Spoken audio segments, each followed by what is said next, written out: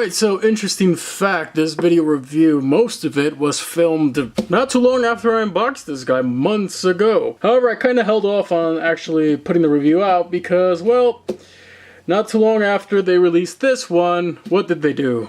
They just made another. We should have expected this to happen. Exactly. And with that, I decided to come back to this review and kind of refilm some parts and reshoot it a bit with a renewed perspective. So with that, let's get on to the review. So, head can look up that far, can look down that much, can look to the sides as well. Mouth can open and close. Head can look down that much with the combination of the neck joint. You get him to look down very far, and you can get him to look up very high if so desired. Pretty sweet. The neck is able to pivot left and right, so you're able to get him to look off to the side if you so desire. Just be careful here, you'll definitely notice some more gaps as you do so. So you might want to get him from a different angle in that case. He'll look better from this angle as opposed to the opposite side where you'll definitely see that gap. So just be careful with that. Kind of twist around a little bit.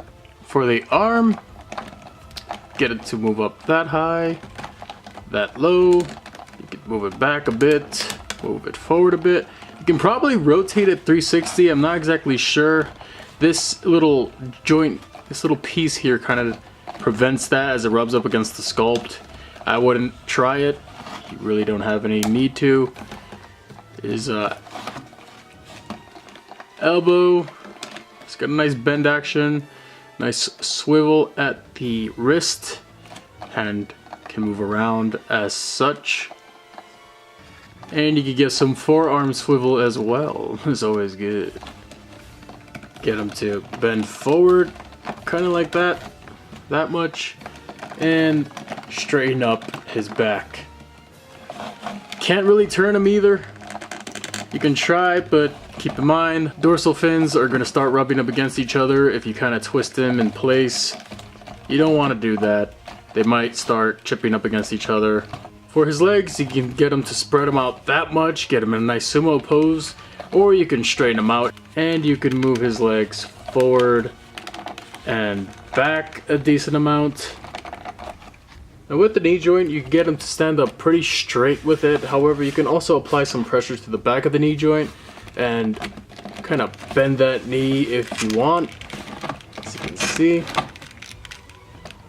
pretty decent bend there. You can also swivel from side to side just a tad bit, as well as above the ankle, a little bit of swivel there, and the foot.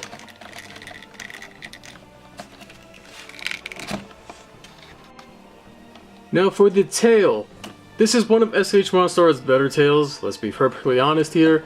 This can get some serious bend action, and so good that it can actually wrap close to Godzilla himself.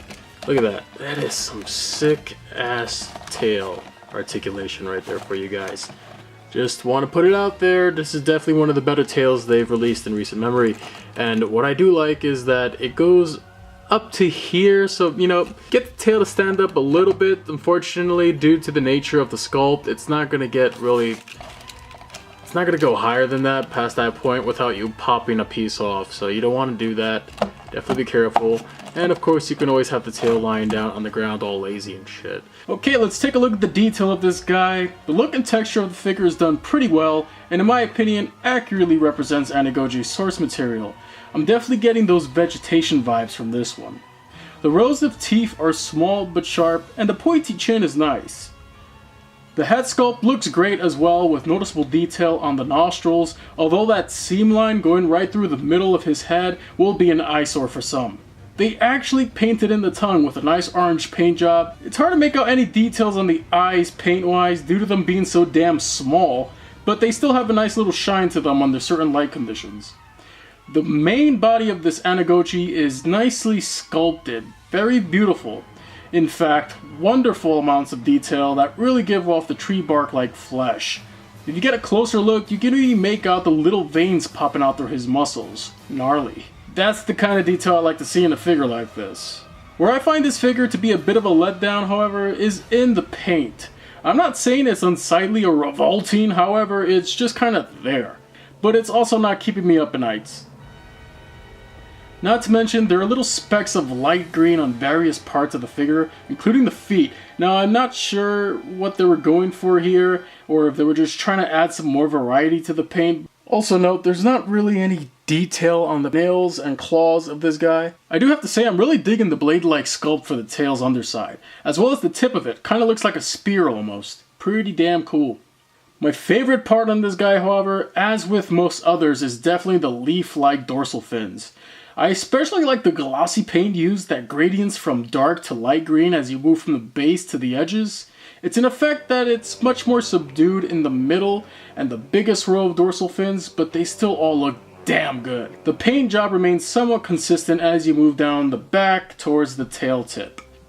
Did I mention they're sharp as hell too? Now, in terms of accessories, sadly this guy does not come with any. However, we do get this piece of artwork on this postcard. Yeah, that's all we get with this one. Wonderful. It's not even numbered either.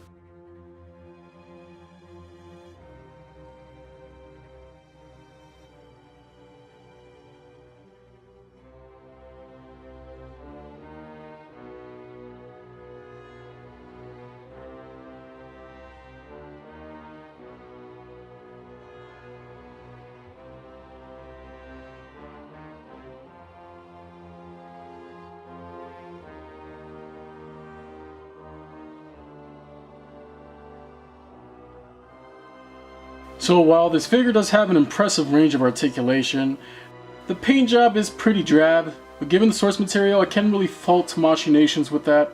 And while I do like him, I'm going to be honest with you guys. Is he worth picking up now? Absolutely not.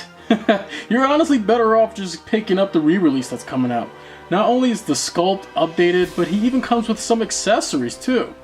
If you absolutely need this version, however, try to find them for less than $65, because given the new one on the horizon, I can confidently say that you'd just be wasting your hard-earned cash. So that's another MonsterArts review out of the way, and I hope you guys enjoyed the video, and I hope it was helpful and insightful. If it was, do hit that like button. I really appreciate it if you guys can also share the video. It really helps me out. And if you're not subscribed already, feel free to subscribe.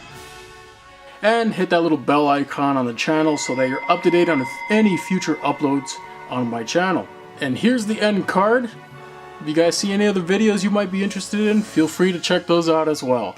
Thanks for watching everybody, and I'll see you all soon.